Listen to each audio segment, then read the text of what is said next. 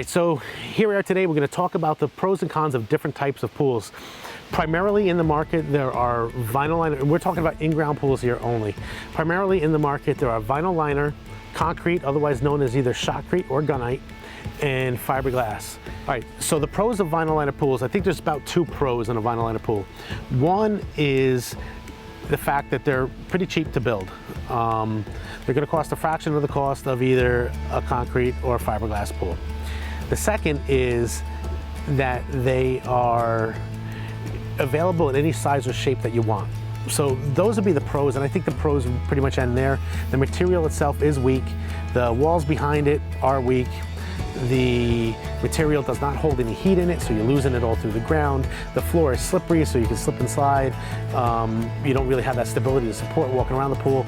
The liner doesn't last very long and needs to be replaced on a pretty much a schedule, say every 7 to 10 years. And even if they do last 10 years, they've pretty much faded and don't look beautiful, so it might be hard to convince yourself to change that liner to make it look beautiful again if it's holding water, right? Moving on to concrete. The pros of a concrete pool, similar to the pros of a vinyl liner pool in as far as the size and shape is anything you want. On the cost side, that becomes a con. Concrete pools are pretty much the most expensive pool in the Northeast that you can build. Some of the other cons of concrete is that concrete cracks. It's just part of concrete. There's no way to stop it. If you have a concrete foundation, I'm sure you have a crack in your concrete. If you've ever seen a sidewalk, you've seen cracks.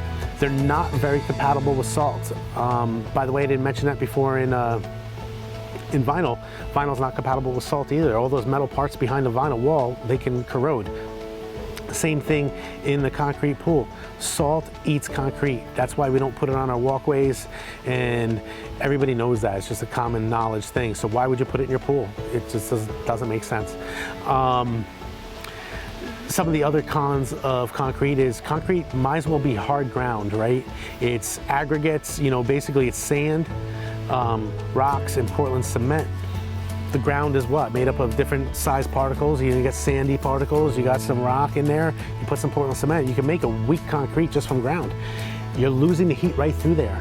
The ground is a constant temperature all year round, and to heat that pool up, you have to first heat the whole little bit of ground around the pool. It just doesn't make sense, and it's not cost effective.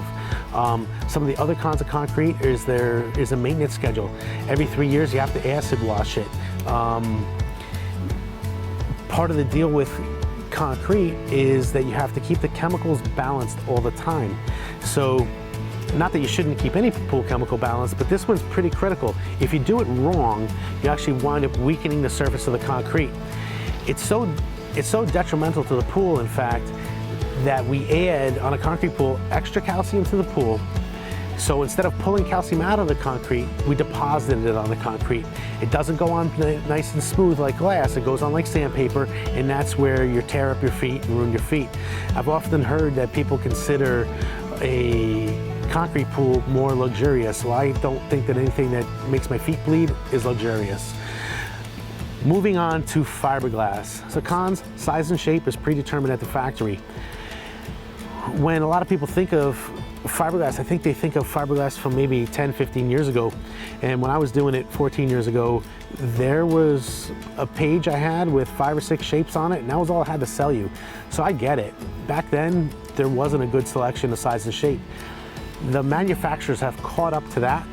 They've caught up to the colors as well, and now we have a greater selection than ever. We have 56 shapes and sizes to choose from, and we have 7 colors for all those shapes and sizes. So we really have a pretty vast catalog to choose from. So that's pretty much, in my opinion, the end of the cons on fiberglass pools. Getting to the benefits. Fiberglass was originally designed as an insulator.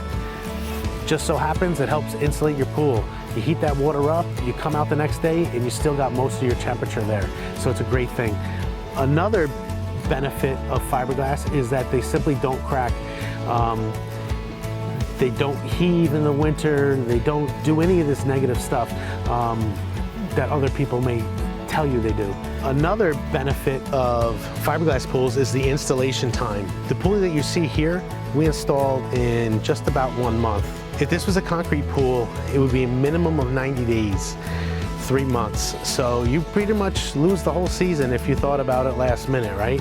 We like pools to go in nice and easy, nice and fast, and we think that fiberglass is the best choice, especially for a homeowner who just wants to come home, maybe after a long day of work, and just enjoy their pool. They're easier to clean. They use a fraction of the energy to heat. They use a fraction of the chemicals. They're very compatible with salt. They have a lifetime warranty on the structure from cracking.